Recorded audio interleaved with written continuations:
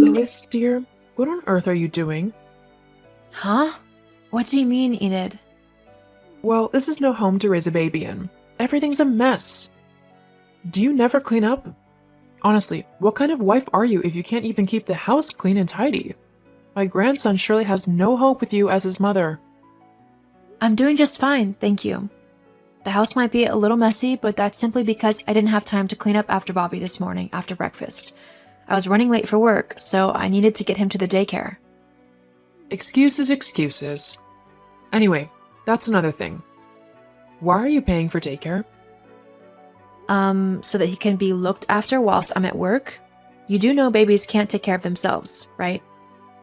Of course I know that. I'm not stupid, you ignorant little girl. But why are you paying a nanny when I am here?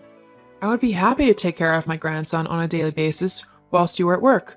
It would be much cheaper too, and I could teach him all of the things he needs to know. Look, that's very kind of you to offer, but I'm more comfortable with Bobby going to a daycare. My best friend runs the place, so I know he's good there, and it's on my way to work, so it's easy to drop him off and pick him up. So what you are saying is that you don't trust me and you think I'm a failure of a grandmother. What lovely sentiments.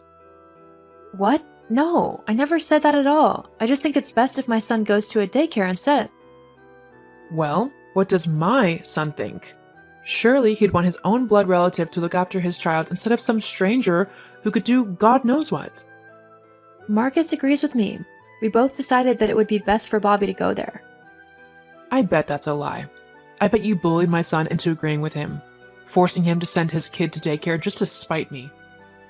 I'm not trying to spite you. I'm trying to do what's best for my son. That's rubbish. You've always hated me, so you just want to hurt me and keep me away from my grandson.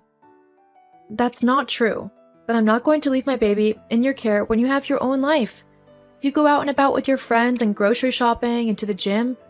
Who's going to look after Bobby whilst you are doing all of that? I'm sure it'd be fine. I'd figure something out. See, I can't just leave my baby with someone who says I'm sure it'd be fine about his care. Are you saying that I don't know how to take care of a child? Have you seen your home? Clearly, the one who doesn't know how to look after a baby is you. You can't just leave things lying around. Plus, there were dirty dishes in the sink in the kitchen. How can you say that is good for the baby? Well, because I'm in your house, of course. Why are you in my house? How did you even get inside? I let myself inside with a spare key, obviously. Gosh, you're so dim-witted. How long does it take to understand what's going on? Anyway, I've stopped by and saw how messy the house was, so I've cleaned everything up for you. Perhaps you'll learn a thing or two about being a good housewife if I show you how it's done properly. Look, Enid, I'm grateful you cleaned up, but I really don't appreciate you going into my house when I'm not there. It's kind of rude. It's not just your house. It's my son's as well. So, if I want to come by and visit him and my grandson, then I have every right to do so. Not really, as that is my house too, so I get to have a say who can go into it, especially when I'm not there. Well, I don't care. If I want to come and see my son, I will. You know he's not even there, he's at work, so you've got no business being in my home. I've got to make sure that everything is in order for my grandson. I don't want him getting hurt or anything, which very well could have happened with the state that the house was left in. It was a few bowls and a couple of baby clothes. I'm pretty certain nothing could have hurt him. Well, now it won't, because I've cleaned up your mess. Look, I don't have time for this. Please leave my house. I've got to get back to work. I truly worry for Bobby, having you for a mom. I think he'd be much better off in my care. After all, you'd rather go to work than stay at home and raise him. No wife or mother should do that. This isn't the 1950s, Enid. Women can do both now. I love my son very much and I like working too. I can manage both. Now, I've got to get back to work. Please don't be in my home when I get back. But I want to see my grandson. Well, I've got the weekend off, so you can come over then. That's days away. I'm afraid that's the best I can do. When Bobby gets home, all he's going to be doing is having his dinner and then going to bed. He's always very tired after daycare, so he won't be in any mood to play with anyone. Ah, fine. But Marcus will be hearing about how you are treating me. Whatever. I've not even done anything wrong. You're trying to keep my grandson from me. No, I'm not. I'm just setting boundaries. You can't just come over whenever you want. I don't want you waking my son up when he's sleeping. Tell my son about this, though. Okay, I guess I'll see you this weekend then. Hey, Lois, I just finished talking to my mom, and she was quite upset with how you were speaking to her this afternoon. She said you were incredibly rude to her and that you were criticizing her ability to look after her son. That's kind of rude considering she raised me. Are you saying I turned out awful? Whatever she told you, Marcus, really wasn't the truth. So you're calling my mom a liar now? I'm sorry to say this, but she has bent the truth with you. What happened then? Your mom messaged this afternoon claiming that I'm a terrible mother and wife because the house was slightly messy. You know it was a hectic morning today and that we both didn't have time to clean things up. And do you want to know how she knew the house was a bit messy? How? She snuck into our house using her spare key, the one we gave her only for emergencies. But why was she at the house? No one was even there. Precisely. All I said was that I wasn't comfortable with her entering our home when we weren't there, and I also told her that she couldn't see Bobby tonight as he would be tired from daycare, and I didn't want her waking him up. I told her that I was off this weekend so she could come and see him then. But then she started going on about how she should have Bobby during the day and that daycare was a waste of time for him. We both agreed that our son would go to daycare because it was easier for both of us. Jeez, I know my mom can be a bit of a handful, but she really said all that? Yeah, it kind of really got to me. What if I really am a terrible mother to Bobby? What if I'm doing everything wrong? Hey, you're doing perfect as his mother. You don't need to worry about anything. I'll have a talk with my mom and set her straight. She shouldn't be saying those things to you. But you really are a great mother, okay? Thank you, Marcus. Of course. Now hurry home. Me and Bobby are waiting for you. I'll be home soon. I love you. I love you too. You little witch. You've turned my son against me. How could you? I've not done anything, Enid. I only told him the truth of what happened yesterday. That's all. If you don't like how things have turned out, then maybe you need to change your attitude a bit.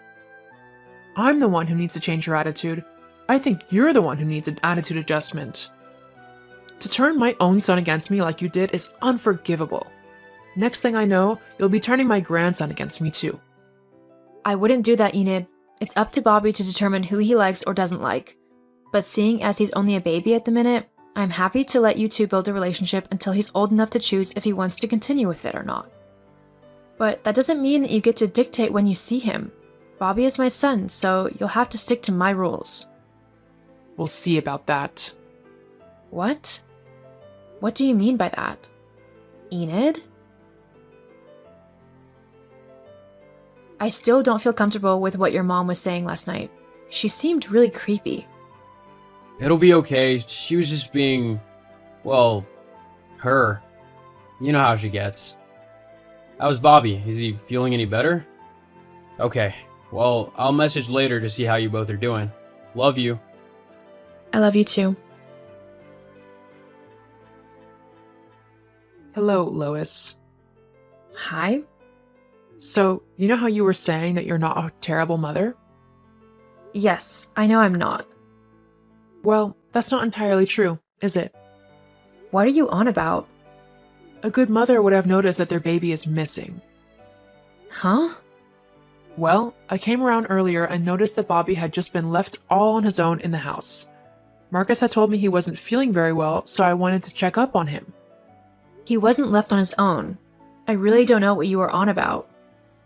He was just left in the living room. You were nowhere about. I felt so awful for him that I just had to go in and get him. Bobby and I have been happily walking in the park for the past hour. A good mother would have known this. She would have noticed that her baby was missing and she would have been looking for him. Take the baby back. No. Bobby and I are having a lovely time. Yeah, okay, but there's just one little thing that I think you should know. What's that then? That's not Bobby. What? The baby you have? It's not my son. That's not true. You're just trying to trick me. I'm really not. And how would I know that? Because my son is currently lying in my arms fast asleep. I don't know whose baby you have with you, but I suggest you take him back ASAP. Otherwise, you could be charged with kidnapping. But this is just an honest mistake. I'm sure if I explain it to the woman, we'll just have a laugh about all this. I doubt it. You stole a baby. If I were that mother, I'd have you charged for kidnapping immediately. Just to let you know that if you ever try to do that with Bobby. Oh God, oh no, what should I do? Well, you should take the baby back to his mom. Then pray that she doesn't call the police on you, if she hasn't already. Lois, I need you to help me. You can come and get the baby and take it back to the woman. She'll go easier on you because you've got a baby too. No way. I'm not getting involved in your mess. You're going to have to sort this out yourself. Lois, as your mother-in-law, I demand you to help me. No, you're in this mess because you wanted to take my baby. I told you that if you wanted to see him, it would be on my terms, and you ignored that. If you think that I'm going to let you anywhere near my child in the foreseeable future, you've got another thing coming. Oh, you're the worst daughter-in-law ever. In the end, Enid took the baby back to his mom. However, she had already called the police once she had noticed her baby missing. The woman was hysterical. Enid tried to explain why she had taken the child, but saying that she was trying to kidnap her grandson instead still didn't sound good either. Enid was taken to court for her crime and given a fine and a restraining order. I also stopped her from seeing my son unless I was present, as I didn't trust her not to try and take him off somewhere. If someone sets boundaries with you in concern of their children, respect those boundaries and listen to the parents' wishes, as they are the ones who are looking out for their children.